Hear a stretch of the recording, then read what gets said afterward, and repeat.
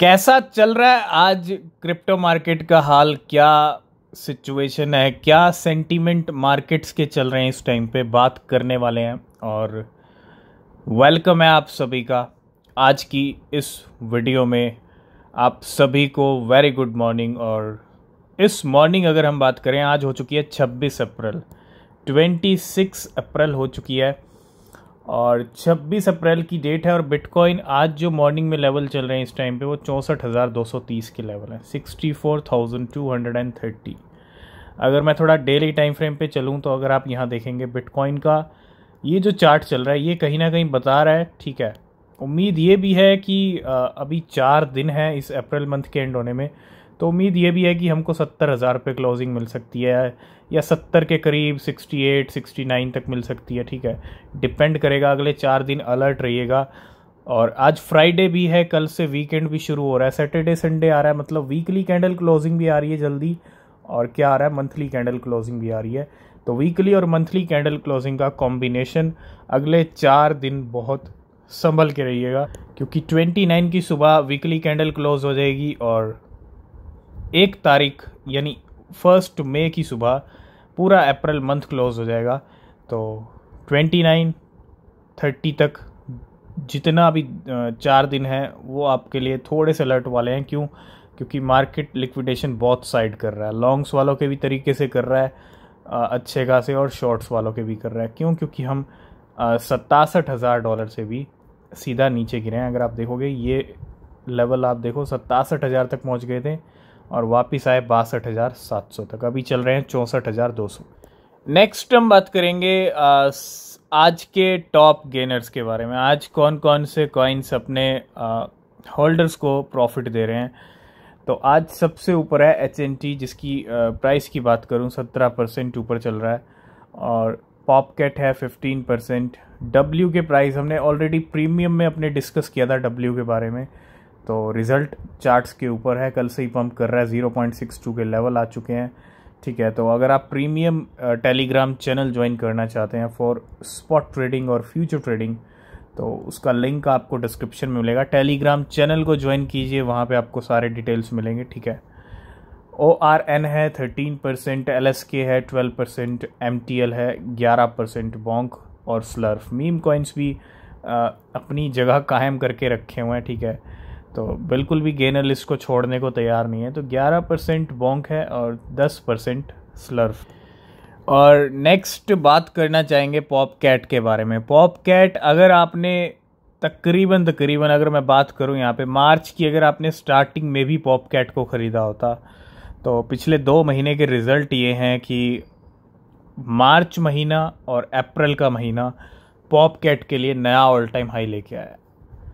एक तरफ इस कॉइन की कीमतें अगर हम बात करें, जनवरी तक इस कॉइन के प्राइस, क्योंकि ज़्यादा पुराना कॉइन नहीं है, 0.3 रुपीज़ का ये कॉइन था, आज ये 35 पे चल रहा है, 40 प्लस हाई लगा चुका है अपने। और सिर्फ मैं 2 महीने की अगर बात करूं, क्योंकि ऑलमोस्ट ये 12,000-13,000% पंप हो चुका है, सिर्फ 2 महीने में भी 5 से 6,000% दे चुका है अपने होल्डर्स को। आप समझ रहे हैं, 5 से 6,000 गुना, तो 50 है ना, 50x का जो प्रॉफिट है यहाँ पे, 50 to 60x बहुत बड़ा प्रॉफिट है, ठीक है। अगर किसी कॉइन में आपको 2 महीने में 5,000% का रिटर्न मिल रहा है तो ये अपने आप में ही शानदार और बेहतरीन रिटर्न्स हैं, ठीक है।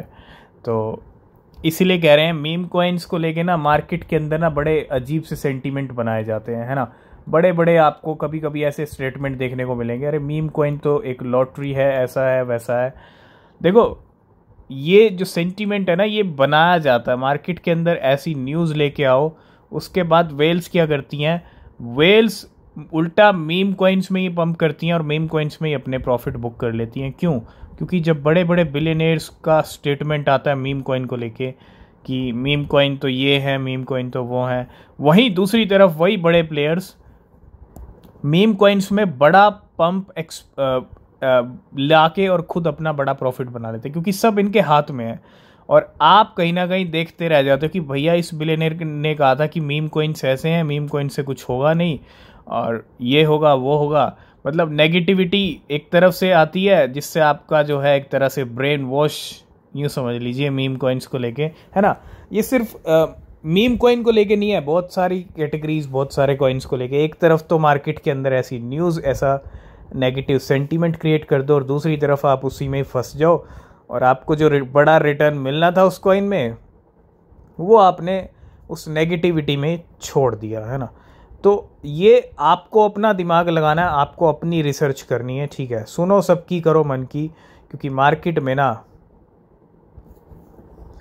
आप बड़ा रिटर्न ना ले लो, इसीलिए आपको साइड करने के लिए ये जो स्टेटमेंट्स हैं, ये जो टाइम टाइम पे जो न्यूज़ आती हैं, ये आपको एक तरह से बहकाने के लिए, आपको साइड करने के लिए, ताकि आप अपने हाथ से बड़े रिटर्न्स गंवा दो। तो बड़े रिटर्न्स, आप खुद समझदार बनिए, ये बड़े प्लेयर्स के खुद के गेम हैं, वो खुद बड़ा प्रॉफिट लेना चाहते हैं और रिटेलर्स के बारे में बिल्कुल भी उनको कुछ कोई परवाह नहीं है, ठीक है। तो इस बात को समझिए, ये कड़वा सच है जो मैं आज आपको बता रहा हूँ, ठीक है। ये रियलिटी है। और वही जो बोलते हैं ना कि मीम कॉइन्स से कुछ नहीं होगा, उन्हीं के पास मीम कॉइन्स हैं और वही मीम कॉइन्स में अच्छे ट्रेड ले रहे हैं, अच्छे प्रॉफिट बुक कर रहे हैं। तो ऐसे स्टेटमेंट से, ऐसे नेगेटिविटी से प्लीज़ बच के रहिएगा, रिसर्च कीजिए अपनी, वो बेटर है। तो आज की मॉर्निंग लेके आई है डॉज कॉइन के मूवमेंट।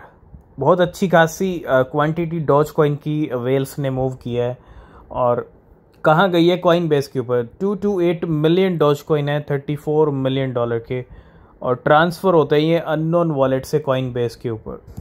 अभी कल हमने बात की थी न्यू बैंक के बारे में कि किस तरह से बहुत सारे बैंक्स क्रिप्टो करेंसी बिटकॉइन के फेवर में एक तरह से अपने क्लाइंट्स को क्या दे रहे हैं, सर्विस प्रोवाइड कर रहे हैं।